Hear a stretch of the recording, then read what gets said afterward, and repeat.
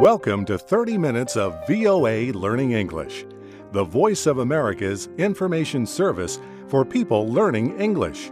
Join us now for the Agriculture Report and Science in the News, coming up after As It Is.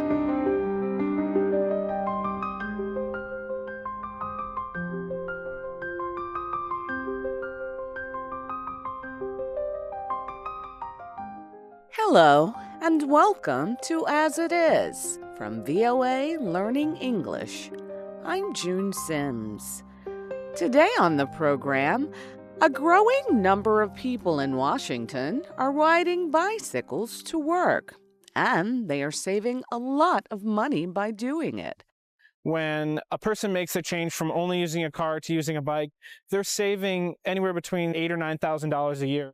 More and more people in Taipei, Taiwan are also riding bicycles to work, but that is causing its own problems, as Jim Tedder reports. The city of Taipei, Taiwan, is offering its 2.6 million people a fast, low-cost way to travel around the city. City officials have launched a bicycle rental program called U-Bike. Many Taiwanese are now using bicycles to go to work and other places. But the growing popularity of the program has led to new traffic problems. 5 years ago, motor scooters competed with taxis and buses for space on Taipei's narrow streets. Then the city supported a plan to start loaning bicycles to people who pay for their temporary use. Taipei followed the examples of places like Kyoto, Japan, the Chinese city of Hangzhou, and Daejeon in South Korea. Since then, Taipei has loaned bicycles 11 million times, mostly during the past year. Bikers do not pay for the first half hour of use. Each 30 minutes after that costs less than half an American dollar. Xu Cai-tong is a 37-year-old office worker. She rides a rented bicycle to parks, a university, and her workplace. She says one good thing about renting is that the first 30 minutes are free. And she says biking is good because she does not move around much in her office job during the day. Waiting for a bus would mean spending time, which she saves by riding a bike. She calls biking a natural choice. Ms. Xu is not alone. Using the one-speed bicycles works well for many Taiwanese. The bikes can be left at any of more than 100 rental stations. The vehicles could also ease air pollution, which is a health problem in many Asian cities. In China, for example, the city of Shanghai reported record pollution levels in December. The levels were nearly 20 times above the level considered safe by the World Health Organization. Shen Chu-hung is with Taiwan's Environmental Protection Agency. He wants to know whether bikes have reduced Taipei's pollution. Bad air has been found to endanger commuters and people living on low building floors. Mr. Shen says Taiwan is studying whether the rental program has reduced air pollution. He is not discussing its effectiveness at present, in case the study finds that bike renters walked or rode public transportation in the past. And it appears that the 5,350 bikes on the streets of Taipei today have begun to cause new problems for city traffic. People who bike through the streets have to worry about cars making illegal sudden stops and fast right turns. Some bikers have stopped riding on the streets and started riding their bikes on sidewalks. But this has angered or frightened many walkers. Huang Huang-chia works at the Taipei Department of Transportation. He says no one single kind of incident has happened repeatedly, But he says riders need to be better educated. He says the city's way of dealing with such incidents will be to educate people about every kind of bicycle safety needed in Taipei. Taipei plans to complete its program with a total of 162 rental stations by the end of this year. I'm Jim Tedder. You are listening to As It Is from VOA Learning English. Now back to June Sims for a report on the growing number of people using bicycles to get to work in Washington, D.C. Traffic problems are an everyday concern in many cities, including Washington, D.C. A growing number of Washingtonians are turning to bicycles to get to and from work. In fact, the number of commuters who use bicycles has doubled in the city since 2007. Lauren Copsey recently opened a store called the Daily Rider in Northwest Washington. It targets people who use their bikes for transportation, not just for exercise and fun. They put a lot of wear on their bikes, and they ride much different bikes than the typical sport rider. Ralph Bueller teaches urban planning at the Virginia Polytechnic Institute and State University, popularly known as Virginia Tech. He has written a book about urban biking called City Cycling. He says there is a reason urban bike riding is now becoming more popular. Over the last 60 to 70 years, cities in the U.S. have been adapted to the automobile. To go about any place we want to go. Most cities took advantage of the money coming for the interstate highway system from the federal government starting in 1956. There was a 90% federal match, so the cities only had to put up 10% and was very tempting. In the years after World War II, many Americans moved to suburban communities just outside major cities. They decided to travel great distances to and from work in exchange for a home in the suburbs. Their cars became a symbol of freedom. But today, many people believe they can save money by living in the city. Greg Billing is with the Washington Area Bicyclist Association. When a person makes a change from only using a car to using a bike, they're saving anywhere between $8,000 or $9,000 a year. Greg Billing says store owners are also paying attention. His group puts racks for bicycles in front of businesses, including the Studio Theater where Scott Sanger works. We actually have 4 theaters, and on any given night, whenever we have a performance, these racks are taken. If you're a coffee shop or if you're a flower shop on their route, they're more likely to jump into that store. For business owners, sometimes they may look at a cyclist and see an average purchase that's lower than somebody coming in a different mode, but what they're not maybe seeing is that that person's coming back more and more frequently. Ralph Bueller says governments save money when people use bicycles. Building bicycling facilities is much cheaper than building, maintaining road facilities or public transport. The Department of Transportation spent $5 million over 2 years putting in place a bike rental system called Capital Bike Share. Today, the system has 20,000 members who share 1,660 bicycles. Washington, D.C. has also taken steps to protect bike riders. It approved a safe passing law and created areas on the road between cars and bikes. The United States Census Bureau says 4% of the city's workers ride to work by bike. The only city on the East Coast with more bike commuters is New York.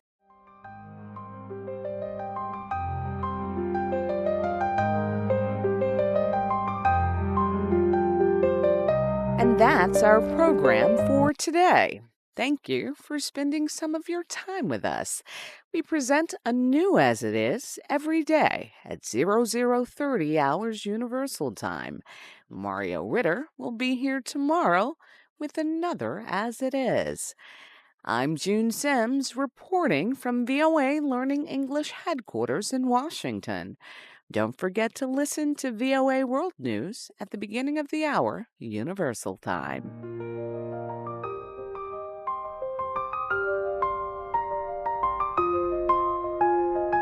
The Agriculture Report is next, followed by Science in the News. You can read and listen to our programs and download MP3s at learningenglish.voanews.com. You can learn with us on Facebook, Twitter, and YouTube at VOA Learning English.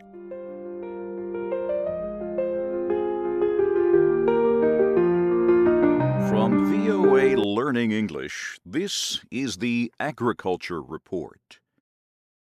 The western United States is suffering from a severe lack of rain. This extreme dry weather condition is called a drought. The dry area includes the large state of California. Many of the fruits and vegetables eaten in the United States are grown there. Andy Domenegoni is a farmer in Riverside, California. His father, grandfather, and great-grandfather all farmed in the same area. He says farmers have good and bad years, and this year is one of the bad ones. I have some fields that we planted almost a month ago are still not out of the ground. He says it usually takes 5 to 7 days for the wheat to begin growing, but not this year. He shows us a brown field. And as you can see behind me, this field was planted 2 weeks ago, and it is just bone dry. The seed is not in any moisture. It can't sprout. We got to wait for the rain. Mr. Domenegoni is not the only person waiting for rain. Bill Patzert is a climatologist at NASA, the American Space Agency. He says drought conditions in the American West and Southwest have been getting worse for the past 10 years. Ranchers in the West are selling off their livestock. Farmers all over the Southwest, from Texas to Oregon, are fallowing in their fields because of a lack of water. So for farmers and ranchers, this is a very painful drought. Mr. Patzert says Southern California is dealing with the worst drought since officials began keeping records more than 135 years ago. Milt McGiffin is a field crop expert at the University of California. He says the drought in his state is going to affect many people for many years to come. The short-term impact is going to be higher food prices. The longer-term impact is going to be you're just not going to have as much production in the country, and it's part of an overall trend for the next 50 years. He says as the population increases, the amount of water for each person is decreasing, and he says that cannot continue. He says a technology solution is urgently needed.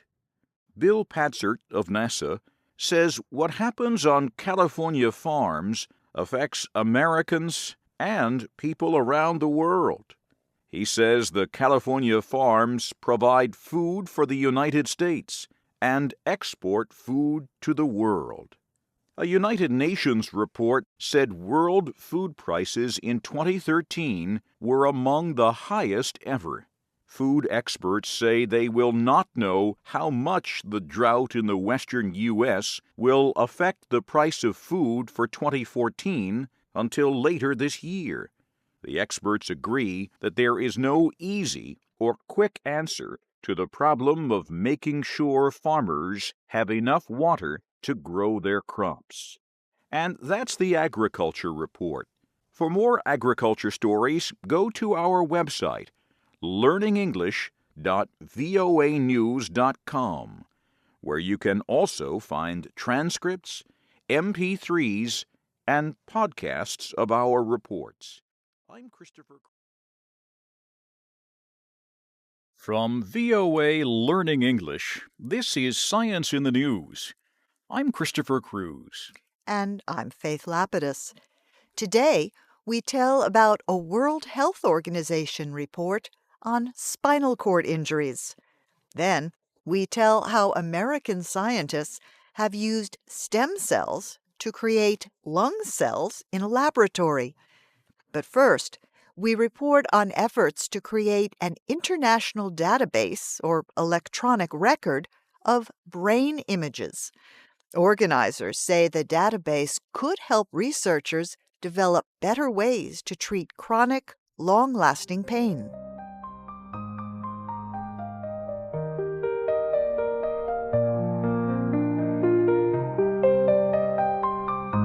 Many people suffer from chronic pain. Their joints might hurt. They might develop a migraine headache with sharp pain in the head.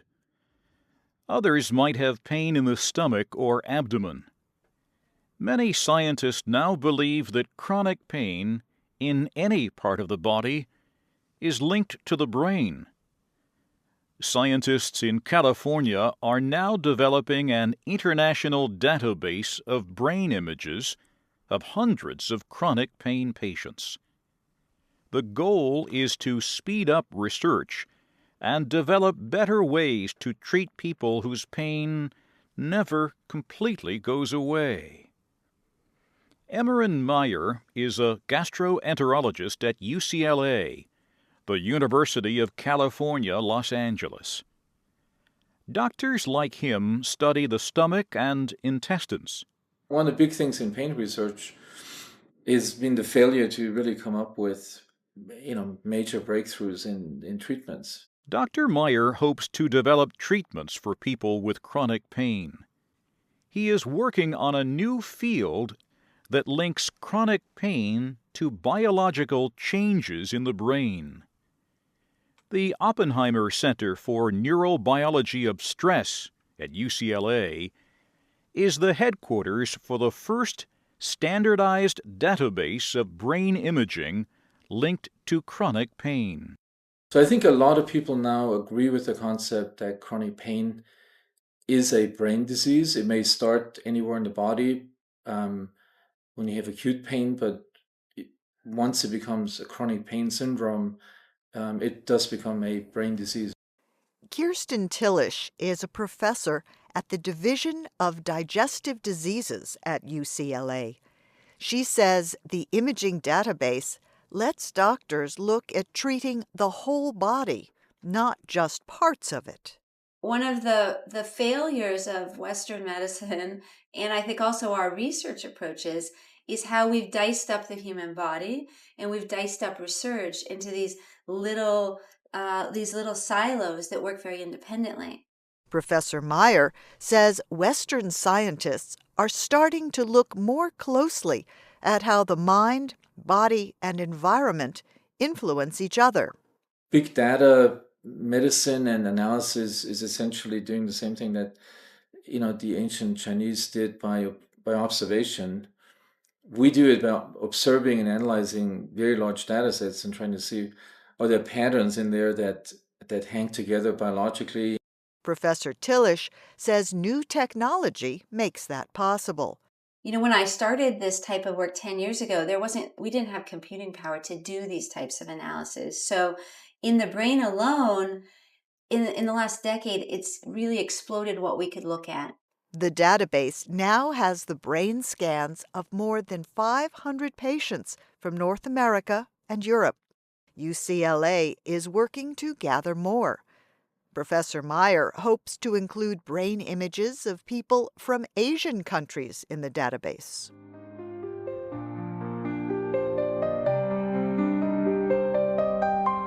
The World Health Organization says as many as 500,000 people suffer spinal cord injuries every year. And it says people with such injuries are much more likely to die early. Recently, the World Health Organization released a report called International Perspectives on Spinal Cord Injuries. Alana Officer works at the WHO. She says spinal cord injuries do more than just cause paralysis or lack of movement. There are a lot more associated health problems, such as difficulty with bowel and bladder function, difficulty with sexual function, associated problems around mental health conditions. So it's much broader than just experiencing paralysis. Alana Officer is the WHO's coordinator for disability and rehabilitation. She says the main causes of spinal cord injuries are traffic accidents, falls, and violence. She says some causes are more common in certain areas. For example, road traffic crashes are the main contributors of spinal cord injury in Africa and the Western Pacific region. Falls tend to be the leading cause in Southeast Asia and the Middle East.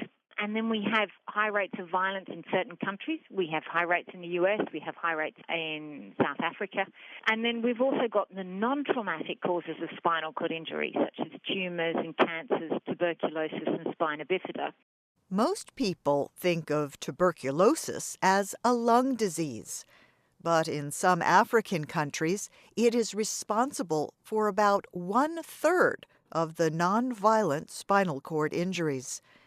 The birth defect spina bifida causes damage to the spine. In severe cases, it can affect walking and daily activities. Health officials say they do not yet know the exact cause of spina bifida, but they say it may be linked to genes and the environment. Alana Officer says more men than women suffer spinal cord injuries. There's a ratio of about 2-to-1 of males to females. Men tend to be more likely to experience spinal cord injury between the ages of about 20 and 29. Women, or certainly girls much younger, between sort of 15 and 19. So that's our first peak in young people. And then we get a second peak, interestingly, in older people. And the major driver of that is falls, tumours, cancer, etc. She says the main reason people with spinal cord injuries are more likely to die early is lack of medical care. A lot of people with spinal cord injury, certainly in low and middle income countries, do not get appropriate emergency response care. Mortality rates are very strongly affected by the quality of the healthcare system. For example, if you're in a low-income country, you are 3 times more likely of dying in hospital following a spinal cord injury than you would be in a high-income country. Ms. Officer says many of the causes of spinal cord injury deaths in poor countries are preventable. These include urinary tract infections and pressure sores, also known as bed sores. These are areas of damaged skin caused by a person staying in one position too long. Bed sores are usually not life-threatening problems in wealthy countries. People with spinal cord injuries can live pretty much the same amount of time as somebody without a spinal cord injury. There's a slight difference, but certainly life expectancy has increased considerably in high-income countries, and it's not the case in low-income countries. Experts suggest immediate action if a spinal cord injury is suspected, including immobilization of the spine, restricting its movement. The WHO says that should be followed by what it calls care appropriate to the level and severity of the injury, degree of instability of the spine, and compression of nerves. It also suggests skilled rehabilitation and mental health services. The WHO notes that up to 30% of people with spinal cord injuries show clinically significant signs of depression. There is currently no cure for paralysis from spinal cord injuries, but many researchers are looking for one. Alana Officer says there is much that can be done to prevent such injuries, including building safer roads and vehicles, reducing drinking and driving, and wearing seatbelts. Other measures include improving safety in sports and the workplace, and adding window guards to windows. She says spinal cord injuries would be reduced if doctors could identify and treat tuberculosis earlier, and by improving nutrition to reduce spina bifida cases.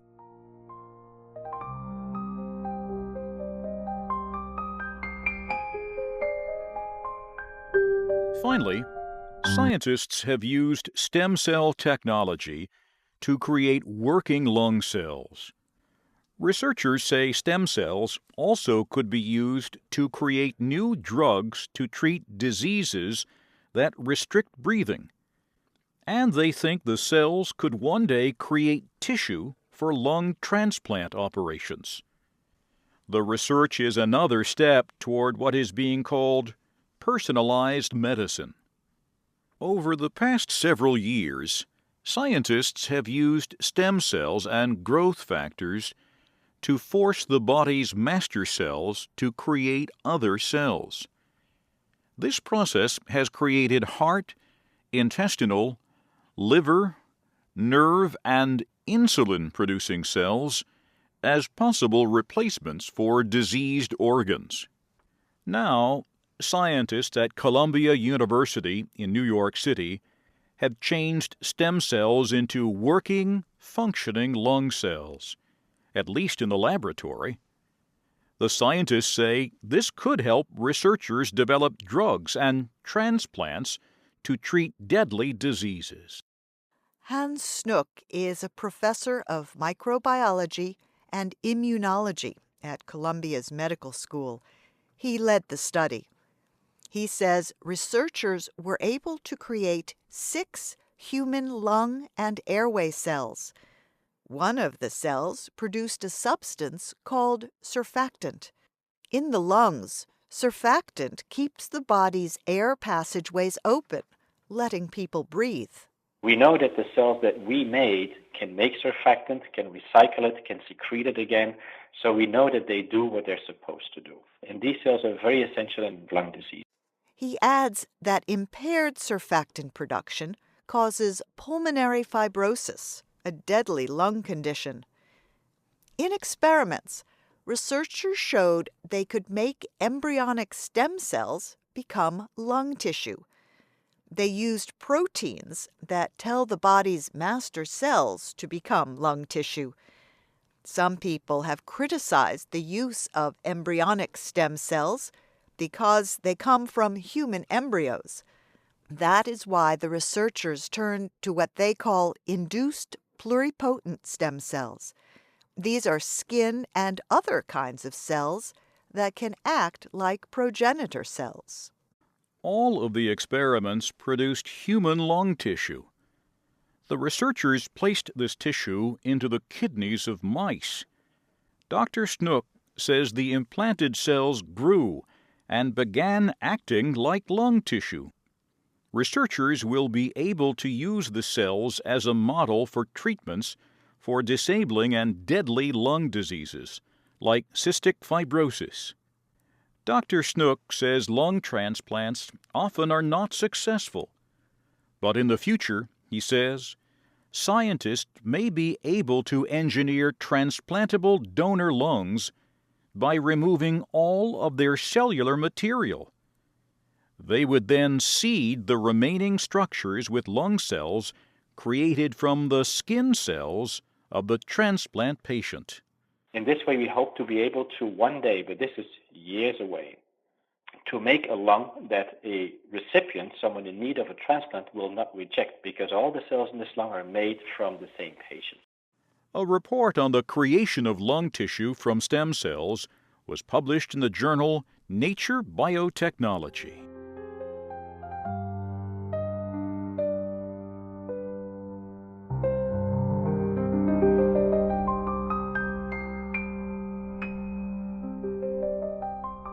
This Science in the News was written by Christopher Cruz.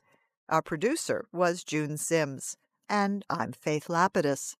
And I'm Christopher Cruz.